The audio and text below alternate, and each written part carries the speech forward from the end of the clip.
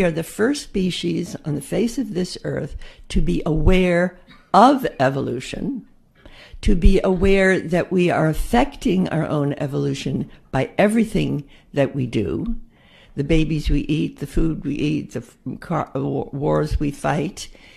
In 2009, Gabriela, a young model from Chihuahua, was seen attending a high-profile party in Monterrey allegedly connected to the prestigious elite model agency. This wasn't just any party, it was said to be an exclusive gathering filled with powerful businessmen, politicians, and possibly members of organized crime. What happened that night has sparked endless speculation and conspiracy theories ever since. ¡Comieron humanos! ¡Asquerosidad!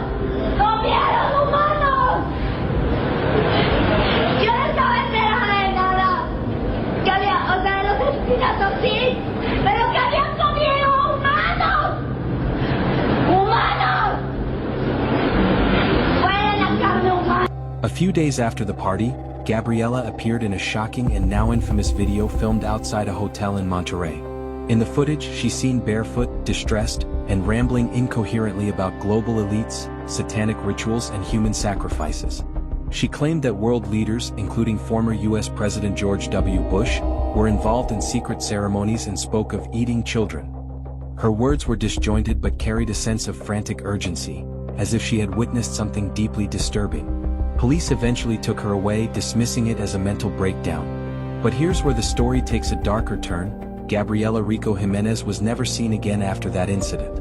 There were no official follow-ups, no hospital records released, and no confirmation of her whereabouts. Her family remained silent, and authorities offered no clarity. It was as if she vanished off the face of the earth. This silence only fueled public suspicion and theories that she had been silenced because she saw or said too much.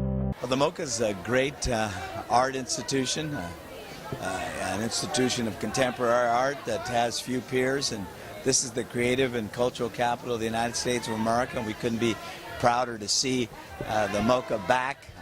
It's had a rough time there for a bit, but the last 3 years have really shown that there's a great deal of interest and support for an institution like this. Thank you very much. Thank you. So Devin, tell us why you're here to support tonight at the MoCA, what you're looking forward to with the performances. Well, I think it's a really great event, and I came last year, and I was lucky enough to get invited again. And I'm really excited to see the performance, and I mean, a lot of people have been talking about this night and you know, what's going to be.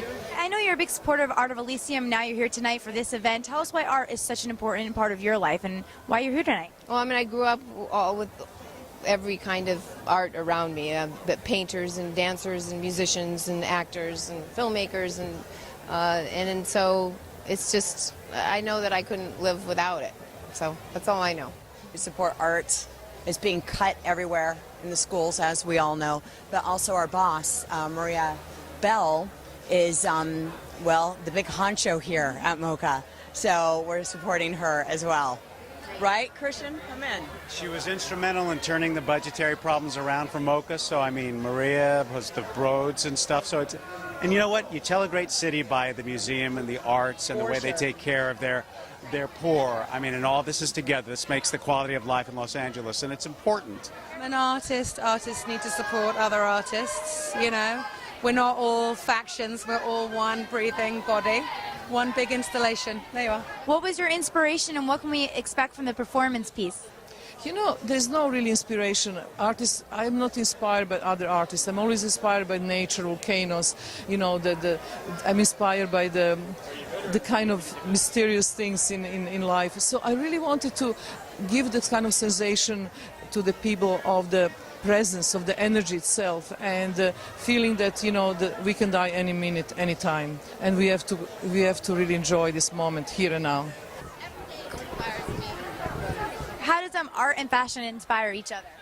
It just does. I mean, I think every day they inspire each other. I mean, I think you can't have one without the other. At this point, I mean, clearly they've stood on their own for a long time, but I think now you can't help but notice the influence they have on one another. How do you think something like this affects the fashion? Are you seeing a lot of crazy prints out there? Yeah, art is completely influenced by fashion. So many designers are influenced by artists, and they incorporate that into their work. So it's like art, fashion, music, it all goes hand in hand. Anything great you saw on the carpet going by tonight? I haven't seen anything yet. I saw Dita Von Teese at the Gay and Lesbian Center Gala, and she looked amazing. And then, of course, my friend Alice Eve looks amazing. She's wearing vintage Mugler. But I haven't seen anyone. I just got here. We're going to have to go in. There's a lot of prints, a lot of fur, a lot of all sorts of stuff in there. No. Well, it said the invitation said festive, so that means you better bring it. What about the yellow bow tie? This is festive. Are there any artists that you've seen throughout the years at the MoCA that you really admire? I can tell you I went to LACMA last weekend and I saw a guy called Glenn Legion, who's a 60s artist who deals with racism, and he was phenomenal. And what are you looking forward to here tonight? The performance, the artwork? I hear there's going to be a very interesting installation, so I'm looking forward to that. I like installation art. And where can we see you next? In the installation, I will... No, not really. Thanks. In a movie called The Raven, Men in Black 3, and I'm just doing a movie called Decoding Annie Parker at the moment. I've been talking about art all day, actually. We had like a whole interview about art. So I'm not sure. I just kind of want to go in and see what's inspiring in there. And where can we see you next? Right now I'm doing a show called Heart of Dixie, so that's what I'm working on every week. Tell us what you're looking forward to here at the MoCA. Are you a regular supporter of the MoCA? Yes, I am, and I'm looking forward to seeing Marina Abramović because I missed her in New York, her whole performance, so I'm really excited. It'll be a treat. I hear there's going to be some crazy surprises going on in that performance. Yeah, I'm sure there will. Don't know what they are. You know more than me. What are they? Give me a hint. I hear there's some nudity involved with cakes. I don't know. Ooh, loving that. Gotta go.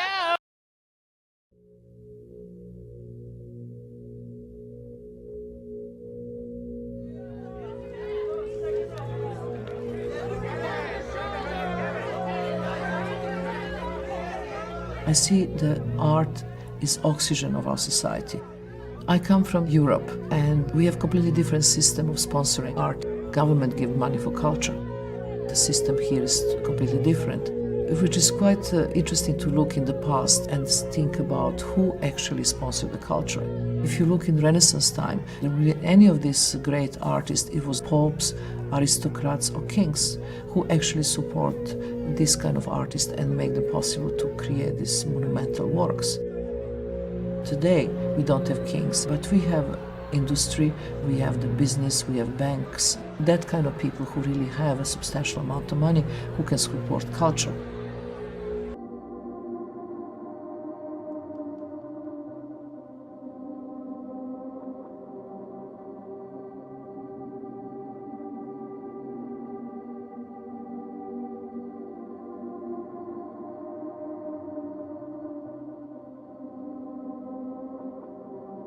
When I was asking to do this kind of gala, I was really concerned what would be my contribution, that I actually don't make any compromise to my work and do something which is different.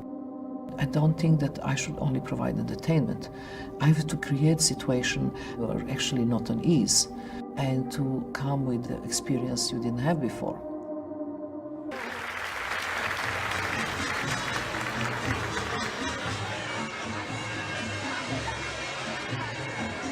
I think that today we are so much concerned about art as a commodity, with the art market, with the times we are living in. I think that the conduct of an artist is very important to clarify it.